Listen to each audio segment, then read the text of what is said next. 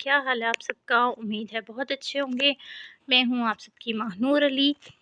ایمن وقار novel عمانند محاس اس قلم ایمن وقار، قسط number 10۔ Don't copy paste without my permission. اگلے دن حمزہ نے گاؤں جانے کی تیاری کر لی تھی۔ جانان کے کہنے پر حمزہ نے اپنی ضد ایک طرف رکھتے گاؤں جانے پر راضی ہوا تھا۔ صبح 7 بجے کا وقت تھا۔ انہوں نے 12 بجے تک گاؤں کے لیے نکلنا تھا۔ سارا بیگم اور افضل صاحب بھی خوش تھے۔ آخر اتنے وقت بعد ہی صحیح حمزہ نے اپنی ضد چھوڑ دی تھی۔ وہ جا رہی ہمیشہ کے لیے اس شہر سے دور، یہاں پر اپنی 22 سال کی یادیں چھوڑ کر، اور سب سے بڑھ کر اس شہر کو اس کو ایک نیلی گہری آنکھوں والے شخص کی محبت عطا کی تھی۔ محبت ہو جانا کسی کے بس میں نہیں ہوتا، یہ انتہائی خوبصورت احساس خود ساختہ عمل ہے۔ جانان کمرے میں خاموش سی بیٹھی تھی۔ اس کی سوچوں کا مہر صرف زیان تھا۔ ابھی کل ہی وہ کتنا خوش تھی اور اب اچانک سے سب بدل گیا تھا۔ جانان سوچوں میں گم اٹھی اور الماری سے ایک ڈبہ نکالا جس میں شاید کچھ چیزیں رکھی تھیں۔ جانان نے اپنا عبایا پہنا اور اچھے سے حجاب پہنتی نیچے کی جانب گئی۔ السلام علیکم۔ جانان نے حال میں آتے سب کو سلام کیا۔ افضل صاحب نے شفقت سے جانان کے سر پر ہاتھ رکھا، پھر سارا بیگم سے گلے ملی تھی۔ بھائی حمزہ، ہماری بیٹی کو دوبارہ لازمی چکر لگوانا، افضل صاحب نے جانان کی طرف اشارہ کرتے ہوئے کہا۔ آخر کو ان کو ہانیہ کی ہی طرح جانان عزیز تھی۔ جی انشاءاللہ افضل صاحب۔ افضل بھائی، حمزہ نے مسکراتے جواب دیا اور اٹھ کر افضل صاحب سے گلے ملا تھا۔ ملنے کے بعد سب باہر طرف گئے۔ گل بانو نے گھر کو تالا لگایا اور پھر گاڑی میں حمزہ کے ساتھ والی سیٹ پر بیٹھی۔ جانان بھی بیک سیٹ پر بیٹھی تھی۔ وہ جا رہی تھی سب کچھ چھوڑ کر۔ دل میں ایک کسک اٹھی تھی، آنکھوں میں نمکین پانی تہر رہا تھا۔ زیان ظہر کی نماز ادا کر کے مسجد سے گھر کی طرف جا رہا تھا کہ سامنے اس کی نظر روڈ کراس کرتے خستہ حال ادھیڑ عمر شخص پر پڑی جو ایک ٹانگ اور بازو سے معذور تھا۔ وہ جب بھی سڑک پار کرنے کے لیے آگے بڑھتا کوئی نہ کوئی گاڑی سے روک دیتی۔ وہ مجبور شخص کھڑا کھڑا تھک چکا تھا لیکن کوئی اس کی مدد کو آگے نہ بڑھا۔ زیان نے اس شخص کی طرف قدم بڑھائے مدد کی خاطر۔ بات سنیں بابا، روکیے، میں آپ کو روڈ کراس کروا دیتا ہوں۔ زیان نے دائیں بائیں دونوں طرف سے سڑک کو دیکھنے لگا۔ شکریہ بیٹا۔ زیان نے اس شخص کا ہاتھ پکڑا اور بنا اس شخص کو دیکھے آرام سے سڑک پار کرائی تھی۔ بابا، آپ کو کہاں چھوڑنا ہے؟ زیان کو محسوس ہوا وہ شخص مسلسل ٹکٹکی باندھے زیان کو دیکھ رہا تھا۔ زیان کو الجھن محسوس ہوئی تھی اس شخص سے کہ وہ شخص ٹکٹکی باندھے زیان کو دیکھ رہا تھا۔ بابا، زیان نے ہاتھ ہلا کر اس شخص کو ہوش کی دنیا میں واپس پٹکا تھا۔ جی بیٹا۔ اس بوڑھے شخص نے زیان کی جھنجھلاہٹ کو محسوس کرتے اپنی آنکھیں زیان سے ہٹائی تھیں۔ میں نے پوچھا آپ کو کہاں چھوڑنا ہے؟ زیان نے اپنا سوال دوبارہ دہرایا تھا۔ بیٹا، وہ سامنے کھڑی ہے اس جھوپڑی تک۔ زیان دوبارہ اس شخص کی گہری نگاہوں کے حصار میں تھا۔ جی ٹھیک ہے، آپ آئیں۔ زیان نے اس شخص کو جھوپڑی میں پڑے ایک خراب حال چارپائی پر بٹھایا اور نظر پوری جھوپڑی میں ماری تھی۔ پھر فون کال کر کسی کو کال کی تھی، ساتھ کچھ چیزیں لانے کو کہا تھا۔ دوسری طرف سے اوکے کا جواب ملتے فون بند کرتے اس شخص کی طرف آیا، اپنی جیب میں سے اپنا کارڈ نکالا اور اس شخص کو دیا۔ بابا، یہ میرا کارڈ ہے، کبھی بھی میری ضرورت پڑے تو اس ناچیز کو ضرور یاد کریے گا۔ دوبارہ چپکے سے جیب میں ہاتھ ڈالا اور کچھ نوٹ نکال کر اس شخص کی طرف بڑھائے تھے۔ بابا، شاید آپ کے نیچے گر گئے تھے۔ زیان اس غریب شخص کی خودداری کو مجروح نہیں کرنا چاہتا تھا، اس لیے یوں بولا تھا۔ وہ شخص زیان کی بات پر مسکرا دیا تھا۔ کچھ ہی دیر میں زیان کا سیکرٹری کھانے پینے کی اشیاء، ڈھیروں جوسز کے پیک تھے، کپڑے اور روزمرہ کے استعمال ہونے والی ہر چیز تھی۔ نئی چارپائی، کچھ برتن، الیکٹرک ویل چیئر تھی۔ سب کچھ سیٹ کر کے زیان واپس جانے کے لیے پلٹا ہی تھا کہ اس شخص کی بات پر زیان کے قدم تھمے تھے، بلکہ وہیں جم گئے تھے اور اس شخص کی جانب پلٹا تھا۔ کیا تم دانین مصطفیٰ اور مصطفیٰ کمال کے بیٹے ہو؟ زیان واپس پلٹا اور سوالیہ چہرے کے ساتھ اس شخص کی طرف دیکھا تھا۔ جی، مگر آپ میرے ماما بابا کو کیسے جانتے ہیں؟ زیان حیران و پریشان سا ہو گیا تھا، کیونکہ اس کی ماں کو کوئی نہیں جانتا تھا، کیونکہ تم ہو بہو اس کے جیسے دکھتے ہو، نین نقش وہی انداز اور ویسے ہے، ایک خوبصورت دل کے مالک ہو، سب کا احساس کرنے والے، بالکل اپنی ماں کی طرح۔ وہ شخص چارپائی سے کھڑا ہوا اور زیان کے قدموں میں گر گیا اور زاروں کے طرح رونے لگا۔ مجھے معاف کر دو بیٹا، میں تم سب کا گنہگار ہوں۔ مگر زیان شل سا کھڑا اس کی باتوں کو سمجھنے کی کوشش کر رہا تھا۔ کیا مطلب آپ کا بابا؟ آپ کھڑے ہوں۔ زیان نے نیچے جھکتے اس شخص کو اٹھا کر چارپائی پر بٹھایا تھا۔ بیٹا، میرا نام عبدالفیض ہے، مجھے اپنے باپ کے پاس لے کے چلو، تم دونوں کو ماریا کی حقیقت بتانا چاہتا ہوں۔ اس شخص نے زیان کے سامنے ہاتھ جوڑتے ہوئے عرض کیا تھا۔ کیا مطلب آپ کا بابا؟ آپ کیا بول رہے ہیں؟ اس شخص نے دوبارہ ہاتھ باندھے زیان سے کہا، بیٹا مجھ پر احسان کر دو، مہربانی کر کے مجھے لے چلو۔ بابا آپ ہاتھ نہ جوڑیں، چلے میں اپنی گاڑی لے کر آتا ہوں، زیان نے اس شخص کے جڑے ہاتھوں کو ہٹاتے کہا تھا اور مسجد سے قریب پارک ہوئی اپنی گاڑی لے کر اس شخص کے پاس پہنچا تھا۔ گاڑی میں بیٹھ کر گھر کی راہ لے لی۔ کچھ ہی دیر میں زیان عبداللہ فیض کو لیے گھر پہنچا اور ان کو گھر کے ہال میں بٹھا کر دین محمد راشد کو بولا کہ وہ مصطفیٰ کمال کو باہر ہال میں آنے کا کہیں، اور پھر اپنے روم کی جانب بڑھ گیا۔ ماریا مصطفیٰ گھر میں داخل ہوئیں، جو کہ کسی پارٹی سے واپس آ رہی تھی۔ ہال میں بیٹھے شخص کو دیکھ کر رونگٹے کھڑے ہو گئے، گلے میں خشکی سے کانٹے چبھے تھے، اور پھر سامنے نظر سیڑھیوں سے آتے اترتے زیان اور مصطفیٰ کمال پر پڑی تو سر چکراتا محسوس ہوا تھا، اپنے سامنے موت نظر آئی۔ مصطفیٰ کمال نیچے ہال میں آیا تو نظر ہال میں بیٹھے شخص پر پڑی، جو کہ معذور اور ابتر حالت میں سر جھکائے بیٹھا تھا۔ مصطفیٰ کمال نے گلا کھنکھار کر اپنی موجودگی کا احساس دلایا۔ زیان بھی وہاں موجود تھا۔ جیسے ہی اس شخص نے سر اٹھایا تو مصطفیٰ کمال کو اس سے دیکھ کر حیرت کا جھٹکا لگا۔ کروڑوں کا مالک اور اس کی یہ حالت تھی۔ فیضی تم؟ مصطفیٰ کمال تو سکتے میں آ گیا تھا۔ عبداللہ فیض اپنی جگہ سے اٹھ کر مصطفیٰ کمال کے قدموں میں جا گرا۔ مصطفیٰ کمال مجھے معاف کر دو، میں نے پیسے کی لالچ اور ماریا کی محبت میں تمہارا ہنستا بستا گھر اجاڑ دیا، ساری ماریا کی سازش تھی۔ فیض نے ہاتھ جوڑ کر معافی کی التجا کی تھی۔ کیا مطلب تمہاری بات کا فیضی؟ ماریا کے خلاف ایک لفظ نہیں سنوں گا۔ مصطفیٰ کمال کا لہجہ بگڑا تھا، اور میری سابقہ بیوی سے ماضی سے ماریا کا کوئی تعلق نہیں۔ مصطفیٰ کمال نے جیسے بات ہی ختم کر دی تھی۔ رکو مصطفیٰ رکو، میں سب بتاتا ہوں۔ ماضی، دانین اور ماریا میں ہمیشہ گہری دوستی دکھتی تھی۔ یہ دانین کا ماننا تھا کہ ماریا اس کی بہترین اور مخلص ساتھی ہے، لیکن اصل میں ماریا سے بڑا منافق کوئی نہ تھا۔ ماریا ہمیشہ دل ہی دل میں دانین سے جلتی تھی، حالانکہ ہمیشہ دانین ماریا کا ساتھ دیتی تھی، اس کی خوشی میں خوش ہوتی تھی، ماریا کے غم میں غمگین ہوتی، لیکن ماریا دانین کی محبت کو ڈھونگ کہتی اور اس کی خوشیوں سے جلتی۔ جب تمہاری شادی ہوئی دانین سے تو ماریا ایک بار پھر حسد کا شکار ہوئی اور تم دونوں کو برباد کرنے کا سوچ لیا۔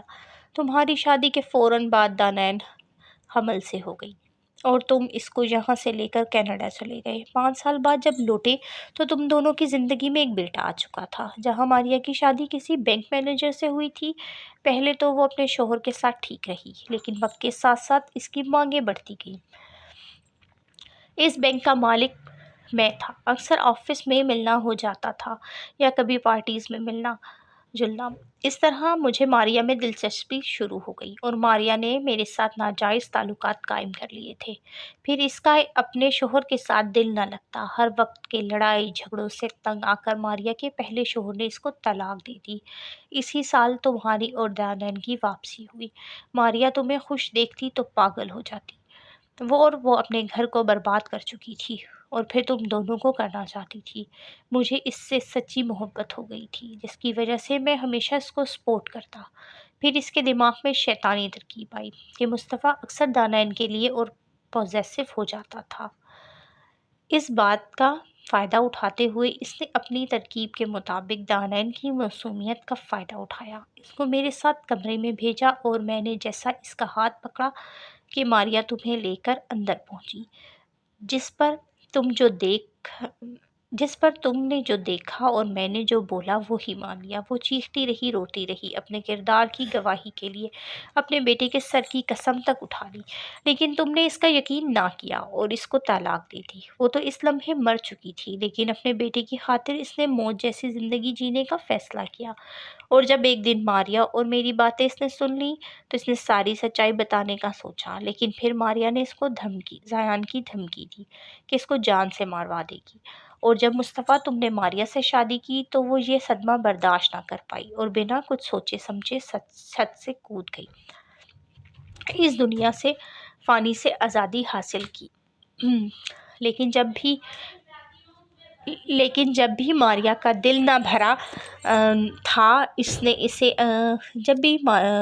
لیکن جب پھر بھی ماریا کا دل نہ بھرا تھا اس نے اپنے حسد کا نشانہ زیان کو بنایا، بے بنیاد الزامات لگا کر تم سے مار پڑواتی۔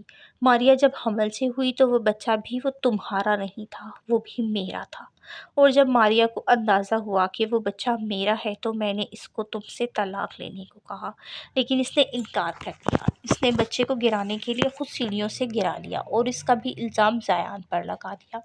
اسے صرف پیسے سے محبت تھی، کبھی اس نے کسی انسان سے محبت نہیں کی۔ میں نے اس سے سچی محبت کی، لیکن اس نے میری ساری جائیداد ہڑپ لی۔ جب مجھے آہستہ آہستہ ماریا کا اصل چہرہ نظر آنے لگا تو ایک دن میں نے فیصلہ کیا کہ تمہیں سب کچھ بتا دوں گا، ماریا کو بے نقاب کروں گا۔ لیکن اس وقت میری سزا کا وقت آ چکا تھا کہ میرا بہت برا ایکسیڈنٹ ہوا اور میں معذور ہو گیا، مرتے مرتے بچا، شاید اس لیے کہ میں اپنی غلطی کی معافی تم دونوں سے مانگ لوں۔ اب ڈاکٹر نے بتایا ہے مجھے کینسر ہے، اور وہ بھی لاسٹ سٹیج پر۔ فیضی بتاتے ہوئے دھاڑے مار مار کر رونے لگا۔